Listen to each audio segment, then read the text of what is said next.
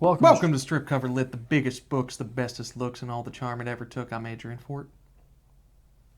How you feeling? That was awful. Yeah? Where did you get that? See, it doesn't go well when you say it, right? It doesn't feel good. Where did you get that? It doesn't feel right when you say it. It feels great when you say it. Hearing it's the bad part. Isn't it? Yeah. Isn't it just awful? The biggest books, the bestest looks, and all the charm it ever took. Maybe it's the I'm Adrian Fort part that just sets me off. I'm just like, You know what? You can kiss an ass. Take that, pen. That's fair. It's probably yours anyway. It is mine. It is. Mine. It's out of ink. It's out of ink. That's how I know it's mine. So this is Variety Hour. Not Dalton's. We're going to talk about things. Stuff and things. Stuff and things. But we got good things going on. Do you know what good things are going on? What good things are going on? As we are filming this right now, we are at 4,994 subscribers. We are close to 5,000. Here's the thing. We need suggestions for how to celebrate 5,000 because for 4,000 we did a Q&A that we never did. Yeah, that's fair. So we're going to do it. Yeah. We're going to do it soon. The 4K, 5K questions and answers. Our 4K, 5K celebration. That's fair. But we don't have any ideas. We're boring, especially Dalton. I've given you two gems. What? Two wonderful gems. First and foremost, we do the Strip Cover Lit live stream that we've always talked about doing. We're not even approved for on YouTube. We'll figure it out. We'll do the Strip Cover Lit live stream. We'll film ourselves live. I don't have to come up to your house. You'll have to go to St. Joe. We'll have some drinks. We'll talk books. We'll answer questions live. We'll have ourselves a good old time. Or part two, literary tattoos.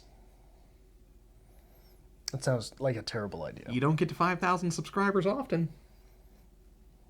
Just saying. It's an accomplishment. What would you get? I would probably get a Vonnegut quote.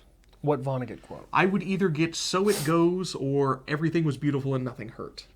Where would you get So It Goes? I would get So It Goes right across my heart. I realized I just moved my mic as soon as I did that, so my apologies.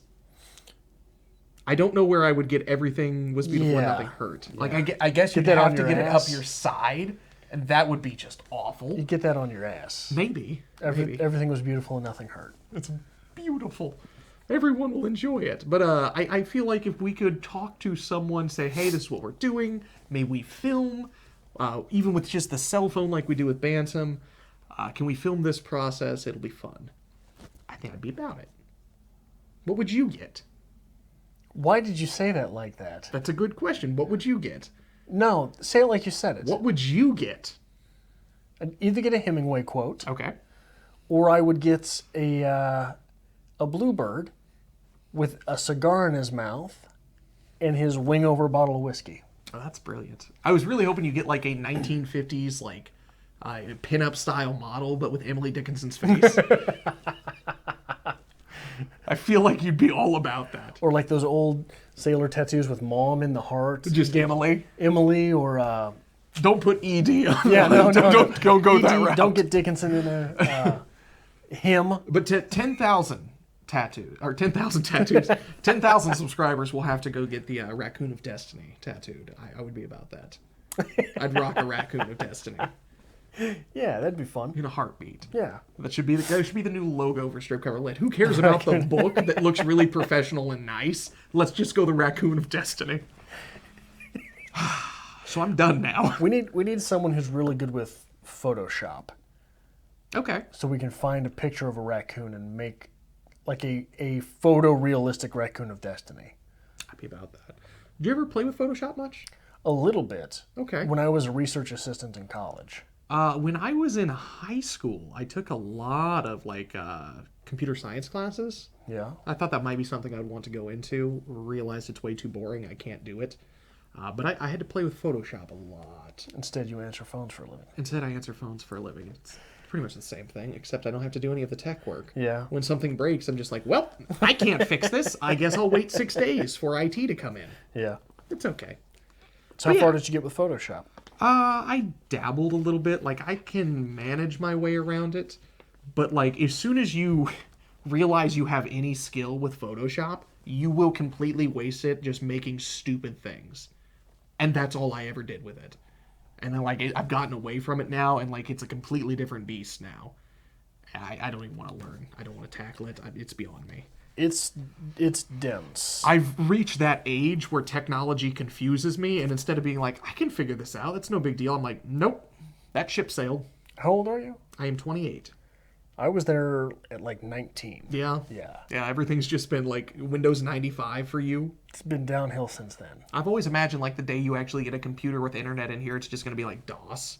It just boots up green screen. Yeah, it's gonna be awful. Linux, it'll be something like that. Linux is apparently very complex. Like people really get into Linux. Like it's super simple, but people like are incredibly into it. Yeah.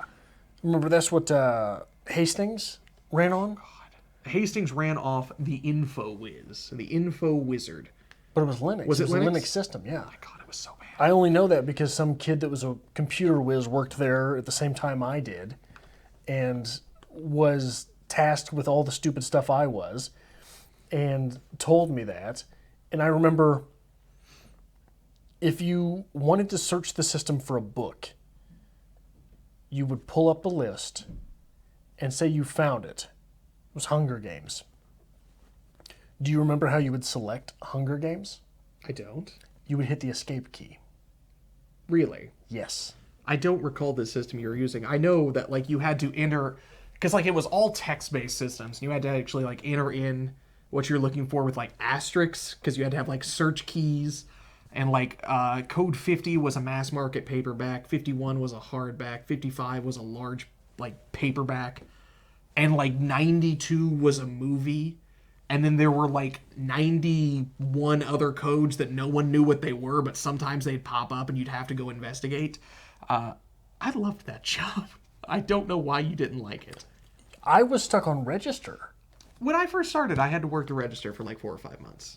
That was a thing. Like they put you on register and then they got you into your specialized department. Were you trained on register? Yeah. I was not. Well, it's pretty simple. No, it was not. When escape is how you say yes, no, it's not pretty simple without You get instruction. used to it. It was simple. And then like after I did that, they put me in my book department where I just lived for years. Until like the end, they're like, you know what? Why don't you go work the music department? I'm like, but I don't know how it works over there. That's literally on the other side of the barricade. I can't go over there. But it was in the middle of the store. But it was in the middle of the Yeah. store. So like they put me over there for a while and like I'd have weird shifts where like 2 days out of the week I'd work in music. And when you worked in music, you got to select what the store played all day. And people absolutely hated it. Because I would just find terrible, terrible CDs to play. Like, we're going to be listening to the Rocky Horror Picture Show soundtrack.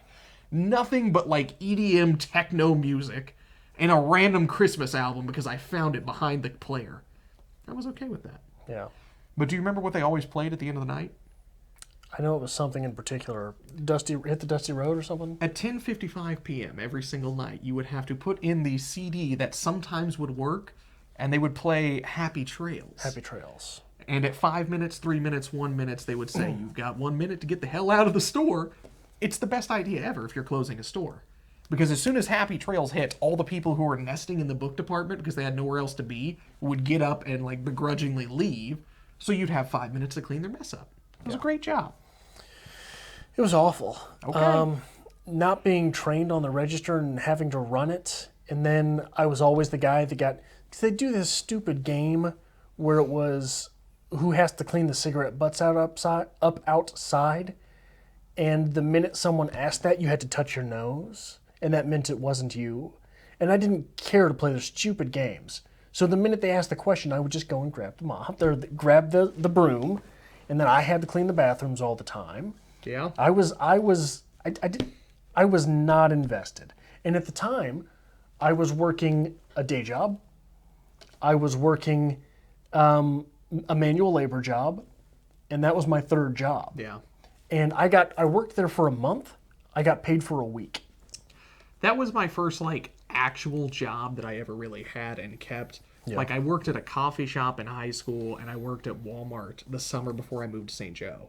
But, like, that was the first job I ever had. So, like, putting me on the register for a few months, like, that was fine. Like, I was learning the ropes. And once they got me back in the book department, I'm fine and dandy. I can sit back there and answer questions.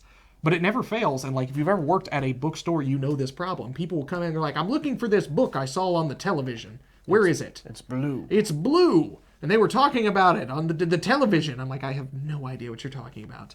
And then they will get furiously and unreasonably angry at you until you just, we're out. I'm sorry.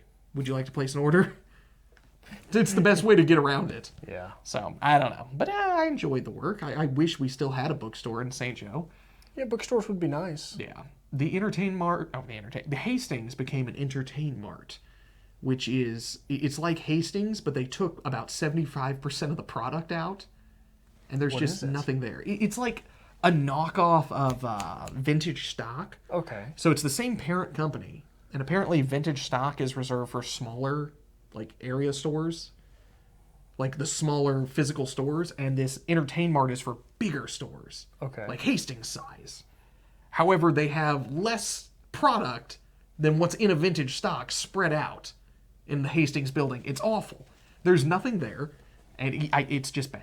Yeah. And it infuriates me. Why don't you go manage it? No, thank you. Go manage it, No, Dalton. thank you. I've come to the point in my life where, like, there's opportunities for management positions, but then I have to realize, like, oh, you mean I have to manage these people I work with? No, thanks. I'll just come in and do my job. It's okay.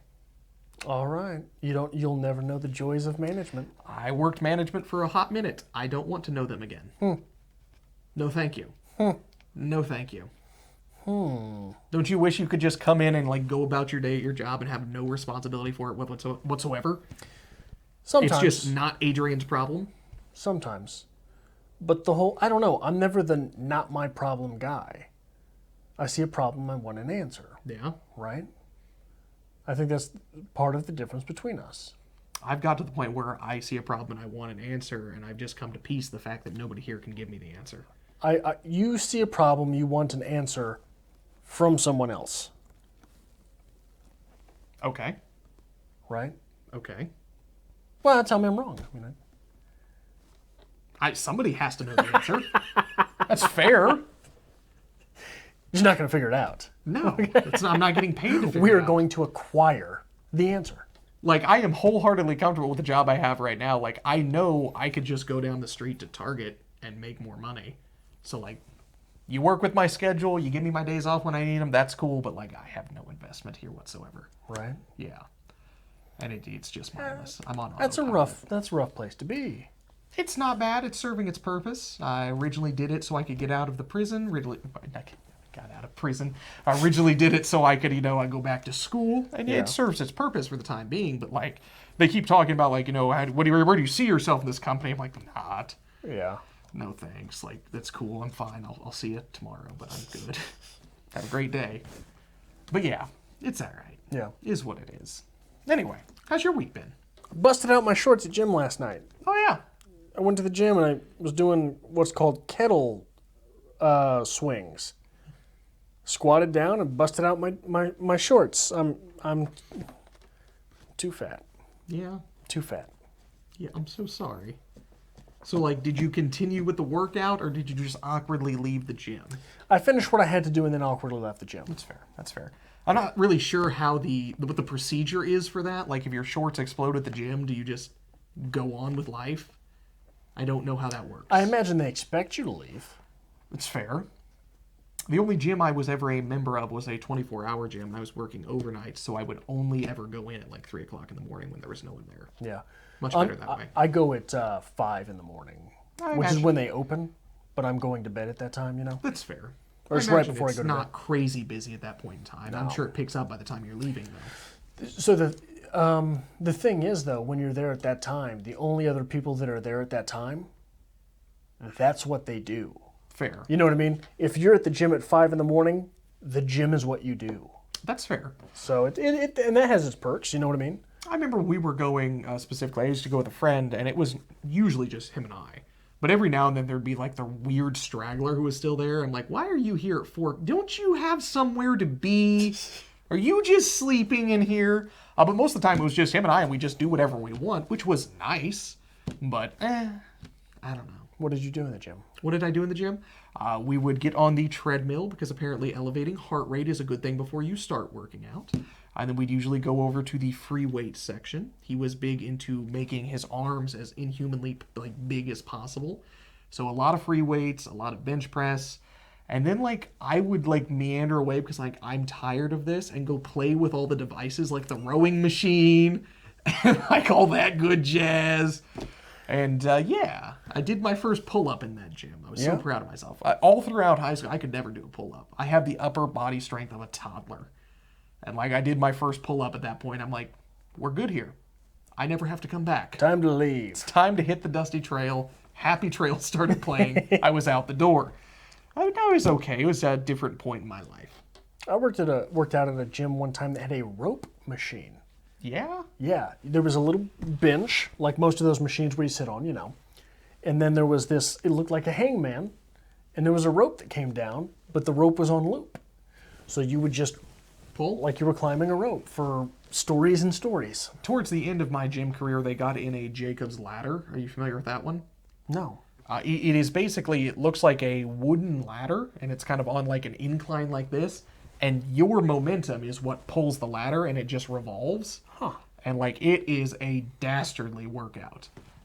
We've tried it a few times, and like, oh my god, it will kill you. Yeah. But they actually had this little thing here, like, depending on how much time you spend on it, they show you like how high you've climbed, and they had goals and stuff. It was a great idea, great workout. I don't know why anybody would ever do that to themselves. So. No, thank you. You are not into asceticism. I can't remember what gym it is. I want to say it's Gold's Gym. But my father bought like a lifetime membership to Gold's Gym in like the 70s when they were huge in the area. And now there's like none. Yeah. So like when we were getting into going to the gym, he's like, well, why don't you just use my Gold's Gym membership? I'm like, because I'm not driving to Idaho to use it. It's fair. It's fine. Gym story of the week. Yeah, my gym has been bought 3 times. When I moved back, it was a Gold's Gym. I said, you know what? I've always wanted to be a member of a Gold's Gym. Yeah.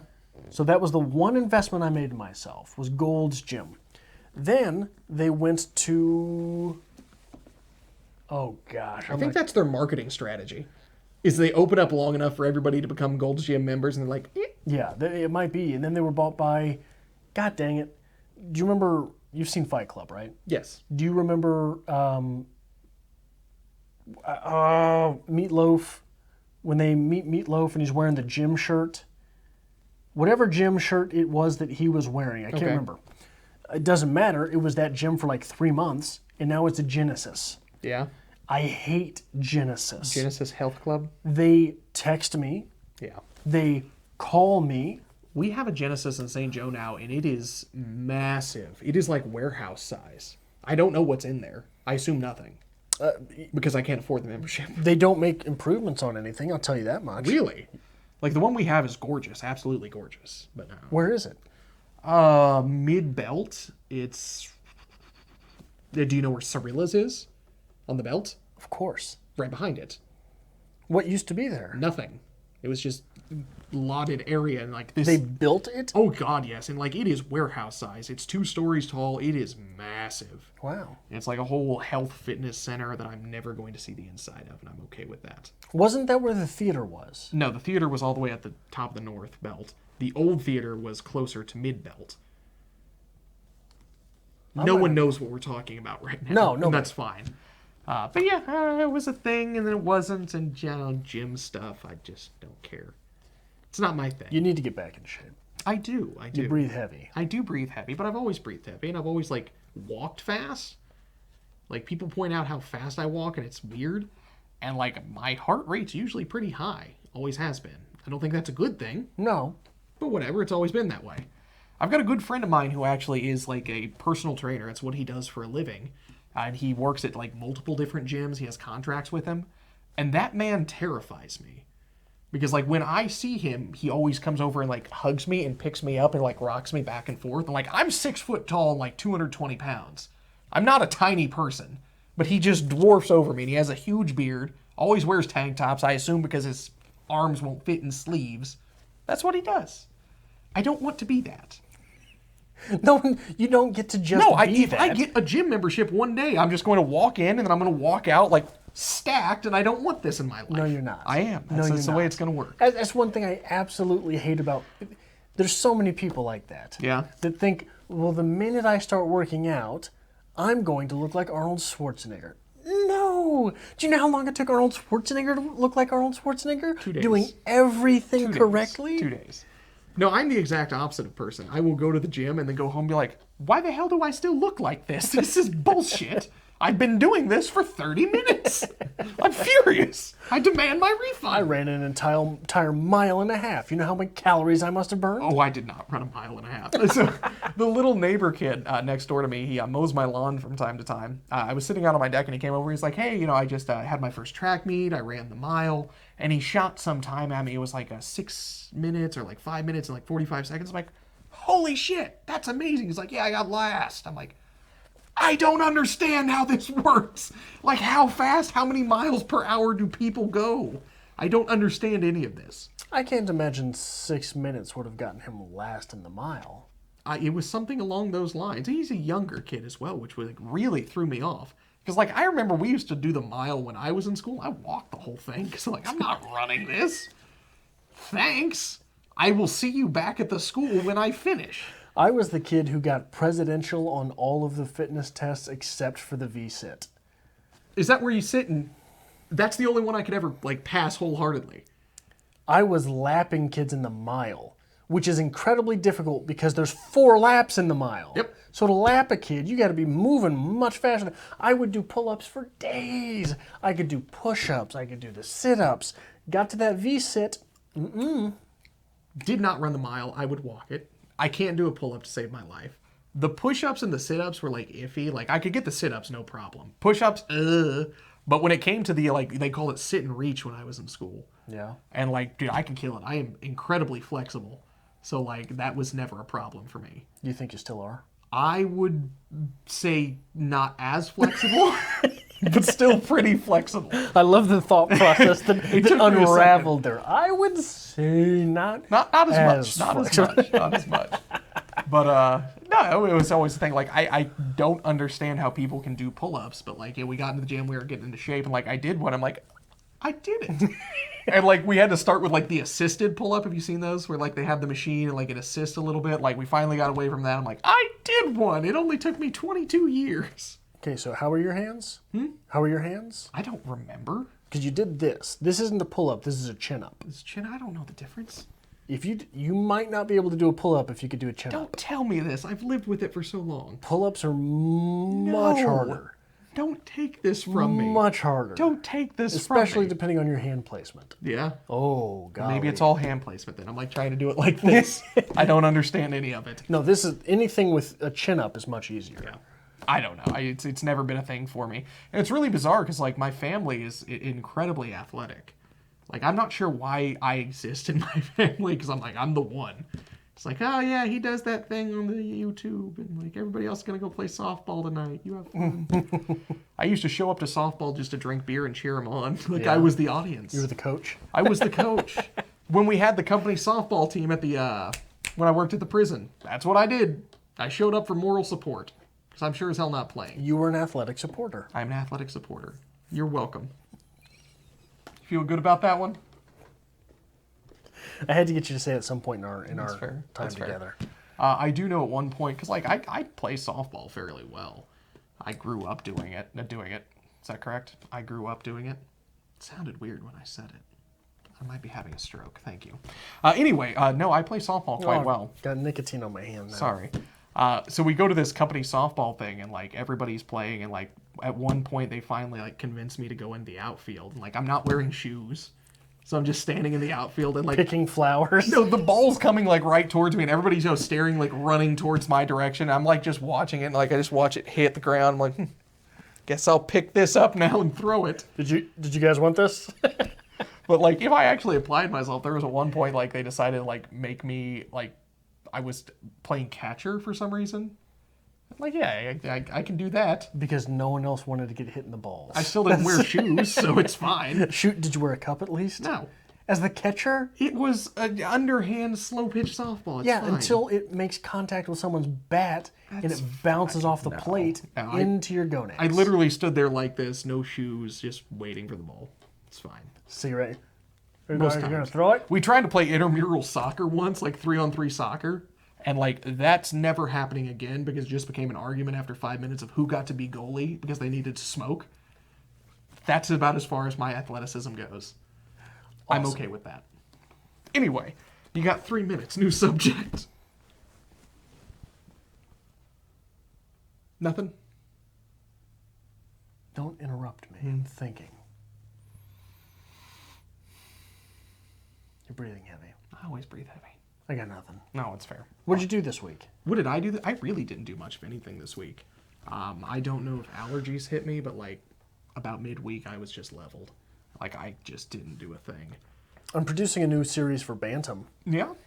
And I'm trying to, based on Monse's series. So you should go to Monse's channel and subscribe to Monse's Manifesto.